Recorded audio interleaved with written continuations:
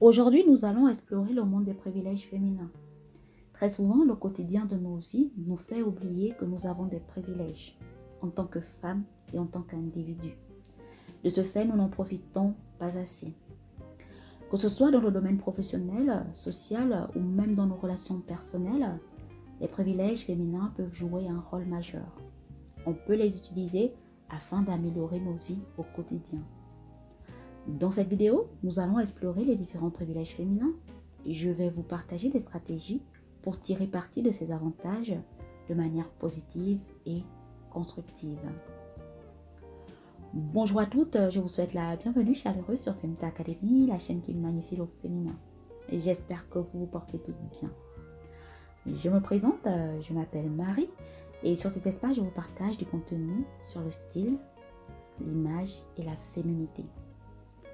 Avant que je n'oublie, abonnez-vous à ma chaîne si vous ne l'avez pas déjà fait, likez et partagez autour de vous à toutes celles à qui ce type de contenu pourrait plaire et être utile. N'hésitez pas à laisser un commentaire en lien avec le sujet afin d'enrichir la communauté. Prête à activer et à profiter de vos privilèges féminins? Allons-y. Activer ces privilèges féminins nécessite le fait d'en être consciente. Pour cela, il faut d'abord comprendre ce qu'est un privilège. Un privilège est un avantage ou une opportunité dont nous bénéficions en raison de notre identité, comme le genre, ou encore de notre classe sociale, ou même de notre physique. Par exemple, la taille, qui est une caractéristique physique, est pourtant chez les hommes un privilège, dans le sens où les hommes de grande taille ont plus d'opportunités et d'avantages liés à cette caractéristique physique. Une étude sociologique américaine a par exemple démontré que durant les 30 dernières années, la plupart des présidents américains mesuraient plus d'1,80 m. Ce qui sous-entend que l'on a plus de probabilité d'être élu à la présidence des États-Unis lorsqu'on est grand que lorsqu'on est de taille moyenne ou de petite taille. Chacune d'entre nous a des privilèges, retenez-le. Toutefois, il faut savoir les identifier. Pour ce faire, il faut prendre le temps de réfléchir sur vous, sur vos expériences et sur vos interactions afin de cerner les avantages que vous pouvez avoir par rapport à d'autres personnes. Ils peuvent être culturels lorsqu'on dispose d'un capital culturel important, on peut par exemple le monétiser. Ils peuvent être sociaux, un réseau important, une capacité à sociabiliser, c'est un privilège. Ils peuvent être familiaux ou économiques, pour ne citer que cela. Chaque avantage dont vous disposez peut vous rendre la vie plus agréable. Ne pas craindre d'utiliser ces avantages comme levier afin de s'élever et grandir son image sociale. Maintenant, je vais vous partager et expliquer quelques privilèges féminins afin que vous puissiez non seulement les activer, mais aussi que vous puissiez en profiter afin de rendre votre vie plus agréable. Le premier privilège, c'est le privilège de la beauté, souvent appelé pretty privilege. C'est un concept qui impacte tous les individus, mais particulièrement les femmes. En ce sens que les attentes sociales en matière de beauté et d'esthétique sont plus pesantes chez les femmes que chez les hommes. Le pretty privilege est une réalité sociale, il ne faut jamais l'oublier.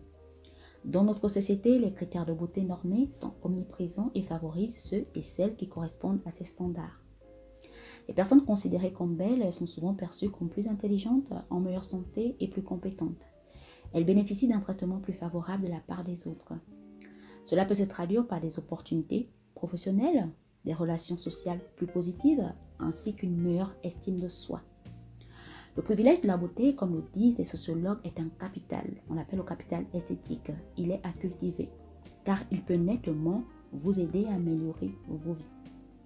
Que ce soit Kim Kardashian, Rihanna ou même Beyoncé, toutes ont usé de ce privilège féminin afin de nettement améliorer leur vie. Il ne s'agit pas ici de vous encourager à devenir influenceuse ou quoi que ce soit, mais de vous faire prendre conscience que c'est un privilège qui existe, que l'on peut activer en travaillant sur soi et dont on peut surtout profiter afin de grandir son image, d'augmenter sa valeur sociale et par conséquent de nettement améliorer sa vie. Le deuxième privilège, c'est le privilège de l'élégance. Si la beauté peut nous être donnée à la naissance, l'élégance, quant à elle, se travaille, elle s'acquiert. C'est souvent une question d'éducation, c'est pourquoi l'élégance est inconsciemment liée à la classe sociale, ce qui n'est nullement le cas. Audrey Hepburn disait à ce propos que l'élégance est la seule beauté qui ne fanit jamais. Aussi bien que la beauté, c'est un critère qui confère un certain privilège dans la société. Les personnes perçues comme élégantes bénéficient tout aussi d'un traitement élégant et favorable. En effet, l'élégance est associée à d'autres critères comme la grâce, le raffinement ou encore le bon goût. Plus que la beauté, elle s'exprime par d'autres choses comme le comportement, la façon de communiquer, les façons d'agir et d'interagir. Dans le contexte social, l'élégance est un privilège social aussi bien qu'un privilège féminin. L'élégance nous permet d'exercer une influence positive car elle a un effet calmant et inspirant sur les autres. L'élégance favorise tout aussi un grand respect ainsi qu'une grande considération de la part des autres. En termes d'opportunités, les personnes élégantes sont souvent mieux considérées, mieux accueillies et ont plus d'opportunités de réseautage. Les personnes élégantes bénéficient tout aussi souvent d'un traitement préférentiel. Maria Callas est un bel exemple de métamorphose vers l'élégance. Elle a su user des codes de l'élégance afin de propulser sa carrière malgré un timbre vocal unique. Elle a adopté les codes d'élégance vestimentaire et comportementale aussi, ce qui lui a permis de donner plus d'élan à sa carrière et un autre sens à sa vie.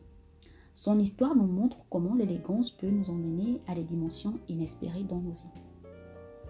Enfin, il y a le privilège lié à la féminité. La féminité est un concept complexe qui englobe les caractéristiques morphologiques, psychologiques et comportementales que l'on attribue spécifiquement aux femmes.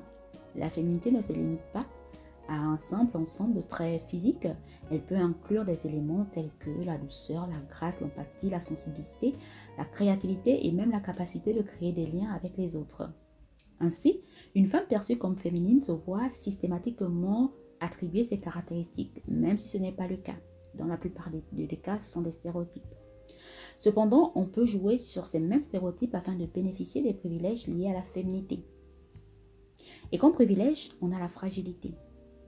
Bien plus que les hommes, la société permet aux femmes d'exprimer leur fragilité, qu'elle soit physique ou psychologique. Toutefois, beaucoup d'entre vous s'interdisent de bénéficier de cette opportunité qui vous est pourtant offerte. Profitez de cette ouverture en cherchant des ressources pour votre bien-être mental comme physique.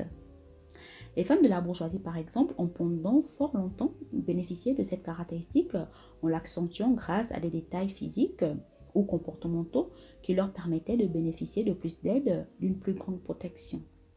La fragilité permet aux femmes de recevoir plus d'aide et de soutien lorsqu'elles savent l'exprimer. Alors n'hésitez pas. La féminité permet de bénéficier d'un traitement plus sympathique. Une femme perçue comme féminine ne suscite aucune méfiance et ne fait l'objet d'aucune suspicion. De ce fait, elle peut intégrer plus aisément certains cercles. Elle peut convoiter des choses importantes en faisant face à moins d'hostilité du fait de sa féminité. Utilisez cette qualité pour établir des relations humaines positives avec les autres, que ce soit dans votre vie personnelle ou professionnelle. Enfin, la féminité nous fait bénéficier d'une certaine intouchabilité. Elle nous enveloppe d'une aura de candeur qui peut nous être bénéfique dans plusieurs situations de vie. Dita Ventis a su jouer de ce privilège non seulement en faisant de cela un métier, mais aussi en bénéficiant de toutes les caractéristiques liées à son personnage qui est perçu comme très féminin. Ainsi, voici comment activer et profiter de vos privilèges féminins. Chacune d'entre vous en a. Il suffit juste de les identifier et n'hésitez surtout pas à en profiter afin de grandir votre image sociale et d'améliorer nettement vos vies. Si vous souhaitez regagner votre féminité, améliorer votre style vestimentaire et surtout dorer votre image en société, vous avez la possibilité de m'écrire à feminitéacademy@gmail.com ou de vous rendre sur mon site www.feminitéacademy.com. En espérant vous retrouver ici lors de ma prochaine vidéo, je vous souhaite une excellente journée ou soirée, tout dépendra, et je vous demande de prendre soin de vous, mes muses, je tiens à vous, et sur ce, je vous dis bye, à la prochaine, ciao.